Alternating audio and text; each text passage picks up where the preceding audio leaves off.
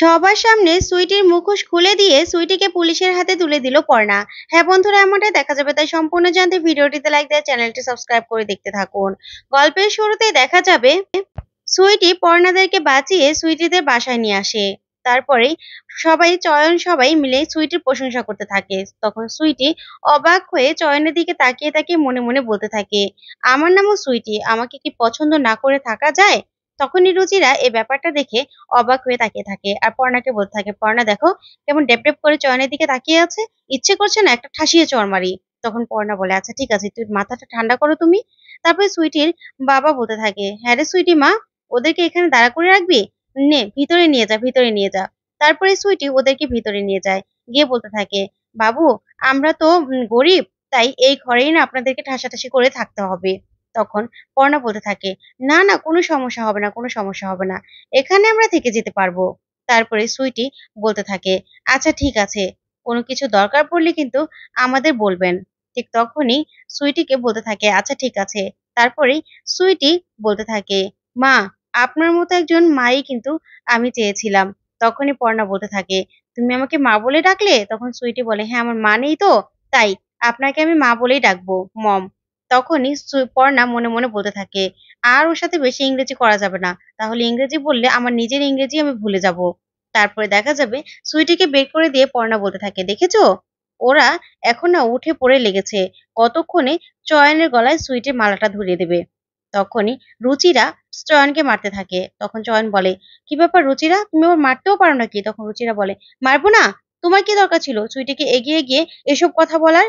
Sweet heart এগুলো বলার দরকার ছিল কি? আমার কিন্তু এখন খুব রাগ হচ্ছে। তারপরে পর্ণা বলে, আস্তে আস্তে কথা বলো রুচিরা, আস্তে কথা বলো। আচ্ছা ঠিক আছে চয়নদা, তোমারও না ভুল হয়েছে, এসব কথা বলা যাবে না, তুমি একটু নাই বললে সমস্যা কি? তারপরে পর্ণা বলতে থাকে, আচ্ছা পরের প্ল্যানটা কি হবে সেটা তো আমাদেরকে ভেবে নিতে হবে। তখন সৃজন বলতে থাকে, আমাদের কিছুই ভাবতে হবে না, দেখো গিয়ে পরের প্ল্যানটা ওরা ভেবে নিচ্ছে। তখন পর্ণা বলতে থাকে, কি বলছো সৃজন? তখন সৃজন বলতে থাকে, হ্যাঁ দেখবে রাতে কি হয়। ওইদিকে দেখা যাবে সুইটির বাবা দাদা সুইটিকে বলতে থাকে, হ্যাঁ রে সুইটি এবার কি করবি? তখন সুইটি বলতে থাকে, আমার মাথায় না একটা প্ল্যান আছে, বুঝতে পেরেছো, সবাই শোনো। তখন সবার সাথে একটা প্ল্যান করে নেয় সুইটি। তখন এর বাবা আর দাদা বলতে থাকে, আচ্ছা ঠিক আছে ঠিক আছে, এটা করলে হবে তো? তখন সুইটি বলে, মনে তো হচ্ছে এটা করলে কাজ হয়ে যাবে। তারপর দেখা যাবে রাত্রে পর্ণারা ঘুমিয়ে আছে। হঠাৎ করেই সুইটি চিৎকার চেঁচামেচি করে কাঁদছে আর বলছে, দাদা আমাকে ছেড়ে দে, ছেড়ে দে। তখন ওর দাদা বলছে, না তোকে আমার বন্ধুকেই বিয়ে করতে হবে। তখন সুইটি বলতে থাকে, না আমি পড়ালেখা করব, আমি চাকরি করব দাদা, আমি তোর বন্ধুকে বিয়ে করব না, ও নেশা করে। তখনই ওর দাদা ওকে মারতে থাকে। এই নাটক করে চিৎকার চেঁচামেচি করে সুইটি কাঁদতে থাকে। ওইদিকে সৃজন বলতে থাকে, পর্ণা এই হলো নেক্সট প্ল্যান, বুঝতে পেরেছো? তখন পর্ণা বলতে থাকে, তাহলে তো রুচিদি আর চয়নদাকেও উঠাতে হবে। তারপরে ওদেরকেও জাগায় আর বলতে থাকে, দেখো নেক্সট প্ল্যান রেডি। তারপরে রুচি বলতে থাকে, তাহলে তো এখন যেতে হবে, চলো চলো। তখন পর্ণা সৃজন বলতে থাকে, না পর্ণা তুমি আর চয়ন যাও, কারণ ওদের টার্গেট হলো চয়ন, আর তোমার মনটাও গলাতে হবে চয়নকে বিয়ে করতে হলে, তার মানে তোমরা দুজন যাও, ঠিক আছে? তখন পর্ণা বলতে থাকে, আচ্ছা ঠিক আছে। এই বলে পর্ণা আর চয়ন বেরিয়ে আসে। তারপর দেখা যাবে সুইটিকে মারতে লাগে ওর দাদা। তারপরে পর্ণা বলতে থাকে, এসব কি হচ্ছে, কি হচ্ছে এসব? তখন সুইটির বাবা কাঁদতে কাঁদতে বলতে থাকে, যে আমার মেয়েটার খুব ইচ্ছে পড়ালেখা করবে, কিন্তু ওর দাদা ওর বন্ধুর সাথে বিয়ে দেওয়ার জন্য উঠে পড়ে লাগে আর নেশা করে প্রতিদিনই এরকম মারধর করে। তখন পর্ণা একদম শুনে কষ্ট পেয়েছে এরকম একটা ভাব করে বলতে থাকে, এটা কি বলছেন, এটা কোনো কথা? এরকম ভাবে কেন একজন মানুষকে মারবে? তখনই সুইটির বাবা কাঁদতে থাকে আর বলতে থাকে, আমার মেয়েটার জীবনটা বুঝি শেষ হয়ে গেল, না হলে আমার জীবন মেয়েটাকে কে বিয়ে করবে? ওর কপালে বুঝি সারা জীবন ওর ভাইয়ের মার খাওয়াই আছে।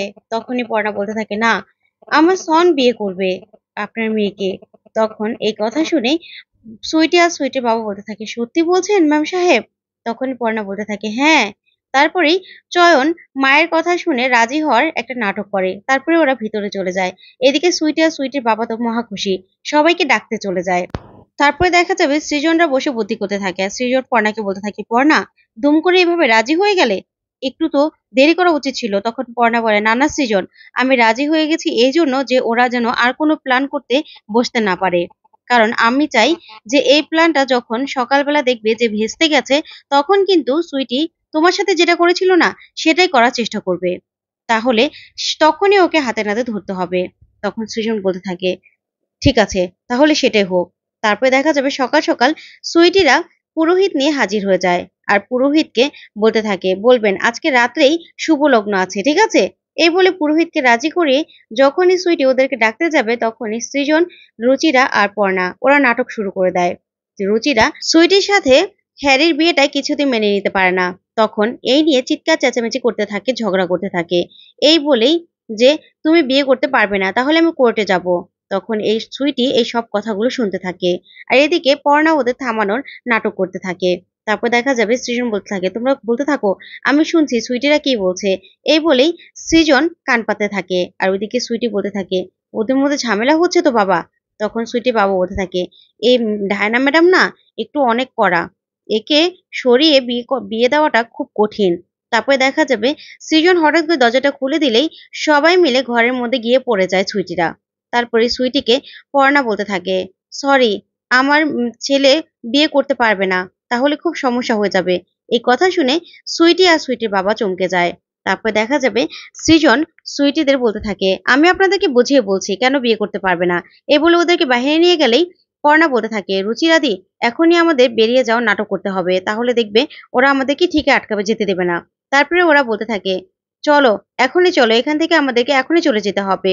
তখন চয়নও বলতে থাকে, হ্যাঁ, আমাদেরকে এখনই কলকাতা চলে যেতে হবে। তারপরে ওরা চলে যেতে লাগলেই সুইটি বলতে থাকে, দাঁড়ান ম্যাডাম।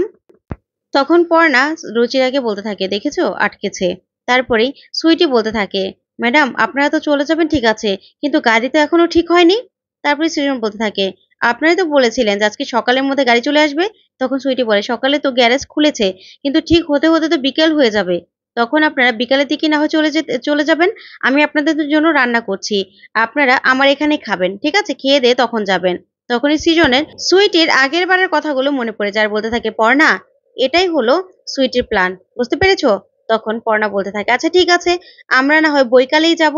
এই বলেই ওরা ওখানে রয়ে যায়। অন্যদিকে দেখা যাবে মৌমিতা আর অয়ন গাড়ি করে আসছে। তখন মৌমিতা বলতে থাকে, এই অয়ন, আমরা আর কত দূর গো? তখন অয়ন বলতে থাকে, হ্যাঁ হ্যাঁ, আমরা চলে আসছি। তারপর ঈশাকেও বলে। তারপর দেখা যাবে রঘুনাথপুরে নেমেই অয়ন আর মৌমিতা সুইটিদের ঘর খুঁজতে থাকে, কিন্তু কোথাও পায় না। ওইদিকে দেখা যাবে পর্ণাদের আটকে রাখে সুইটি। তারপরেই পর্ণা আর রুচিরা বলতে থাকে, আচ্ছা আমরা না হয় এদিকটা ঘুরে দেখি। তারপর দেখা যাবে সুইটি রান্না করার আগে বলতে থাকে, ম্যাম সাহেব, আপনারা এখানে বসে থাকবেন কেন? তাহলে আপনারা বরং আমাদের গায়ের মেয়েদের সাথে ঘুরে আসুন। তারপরে এই বলেই ওদেরকে ওখান থেকে ঘুরতে পাঠিয়ে দেয় আগের বারের মতো। আর ওইদিকে সৃজন আর চয়ন রয়ে যায়, ওদেরকে খেলতে নিয়ে যায়। তখন সৃজন বলতে থাকে, পর্ণা, এটাই কিন্তু আগের বার করেছিল, বুঝতে পেরেছো? এবারেই কিন্তু ওদের প্ল্যান শুরু হয়ে গেছে, এই প্ল্যানে কিন্তু ওদেরকে ধরতে হবে। তখন পর্ণা বলতে থাকে, হ্যাঁ হ্যাঁ, তুমি একদম চিন্তা করো না, এবার সুইটিকে শুধু সেই প্ল্যান মাফিক যেতে দাও, তারপরে দেখো ওর কি অবস্থা করি। তারপরে দেখা যাবে সুইটি আবারও সেই আগের বারের মতো সৃজনকে ফাঁসানোর মতো চয়নকে ফাঁসানোর জন্য লোক পাঠায়। আর চয়নও রীতিমতো সেখানে চলে আসে, আর সুইটিও বউ সেজে দাঁড়িয়ে থাকে। তখন পর্ণা প্রেস, মিডিয়া, পুলিশ সবাইকে এনে সুইটির মুখোশটা খুলে দেয়। আর তখনই অয়ন আর মমিতা সেখানে দাঁড়িয়ে এই কাণ্ড দেখে পুরো ভয় পেয়ে যায়, আর সুইটিকেও পুলিশ ধরে নিয়ে যায়। তো বন্ধুরা, আজকের আপডেটটি কেমন লাগলো অবশ্যই কমেন্ট করে জানাতে ভুলবে না। পরবর্তী আপডেট পেতে চ্যানেলটি